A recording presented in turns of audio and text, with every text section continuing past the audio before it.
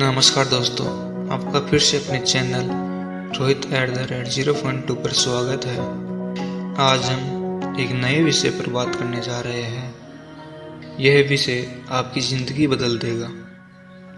कैसी भी स्थिति हो, ये बात याद रखना। दोस्तों, आपने सुना ही होगा, दुख और सुख एक ही सिक्के के दो पहलू है। जिस प्रकार हमारे जीवन में सुख हमेशा के लिए नहीं रहता, उसी तरह दुख भी हमेशा के लिए नहीं रहता और परिवर्तन ही संसार का नियम है। ठीक इसी प्रकार आज जो हमारे पास है वो हमारे पास कल नहीं रहेगा, और जो किसी और के पास है वो भी हमेशा के लिए उसके पास नहीं रहेगा। दोस्तों, आज की कहानी इसी पर आधारित है और आज हम इसी कहानी के माध्यम से यह जानने वाले हैं कि जो आज है उस पर घमंड ना करके, बल्कि हमें अपने जीवन को शांति और सुख से जीना चाहिए। एक बार की बात है, एक नगर में एक महान राजा रहता था। उस महल में उस राजा के सुख की धन संपत्ति और यहाँ तक कि उसके पास प्रजा भी उसी राजा की जय जयकार करती थी। उसके पास ऐशो आराम की हर चीज थी। एक दिन उस राजा ने अपने महल में सभी विद्वान पंडितों को एक साथ बुलाया और उनसे कहा कि बताइए, कोई ऐसा मंत्र है जो हर परिस्थिति में, हर स्थिति में, हर जगह, हर समय, हर खुशी में, हर दुख में, हर हार में और हर जीत में, लगभग हर प्रकार के सवाल में बस वही उत्तर काम आए। जब आप में से कोई भी मुझे सलाह देने के लिए उपस्थित नहीं होगा, तो उस वक्त मैं उस मंत्र का उपयोग कर सकूं और अपने आप को किसी भी परिस्थिति से बाहर निकाल सकूं। राजा का यह प्रश्न बहुत ही पेचीदा था।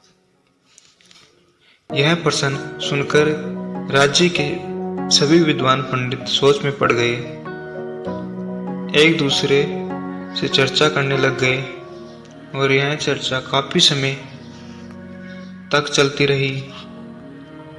काफी सोच विचार करने के बाद उसमें से किसी को भी कोई उसका जवाब नहीं मिला। राजा को इस बात पर बड़ा ही क्रोध आया। राजा ने कहा कि क्या इस महल में कोई भी ऐसा उपस्थित नहीं है जो मेरे इस सवाल का जवाब दे सके। उन पंडितों की सभा में एक बूढ़ा व्यक्ति भी था। वह बूढ़ा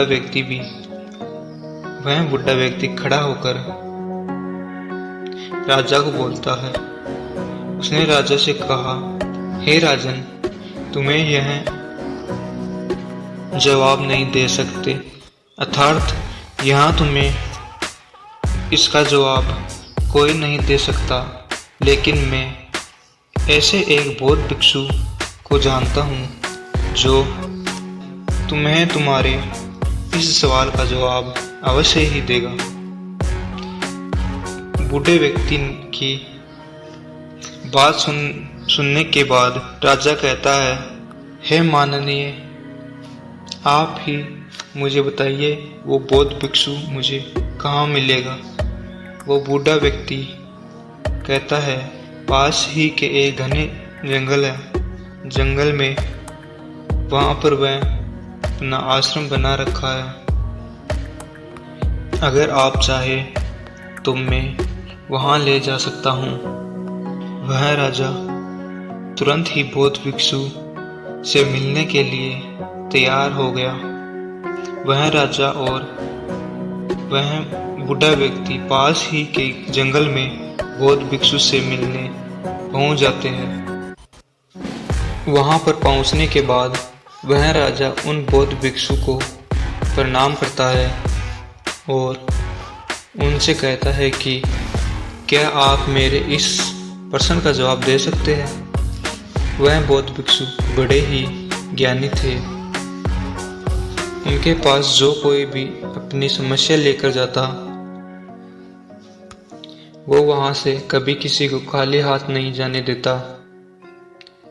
उन बौद्ध भिक्षु ने राजा से उसी प्रश्न को बड़े ही ध्यान से सुना और उसके बाद उन्होंने राजा को एक छोटा सा कागज का टुकड़ा दिया जिस पर उसका जवाब लिखा हुआ था और साथ ही में एक शर्त भी लिखी हुई थी और उस शर्त में यह लिखा गया था कि हे राजन, आप इसे अभी नहीं देख सकते जब तक आपके ऊपर अत्यधिक खतरा नहीं मंडरा रहा हो।